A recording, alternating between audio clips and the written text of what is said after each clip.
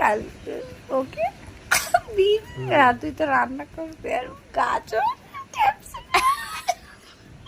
বটিটা ধরে ওখানে বসিয়ে দিবি, ঠিক আছে? বসিয়ে দিয়ে ও সবজিগুলো খাবার সবজিগুলো কাটো, মাংসটা ধুয়ে দেবে, তুই ম্যারিনেট করে রাখবি রসুন বেটে। আমি শুধু আসবো, কড়াই ছাড়বো ছাড়বো।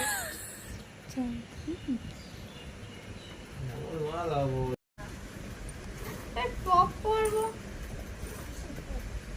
টপ খুঁজে যাচ্ছে না তো,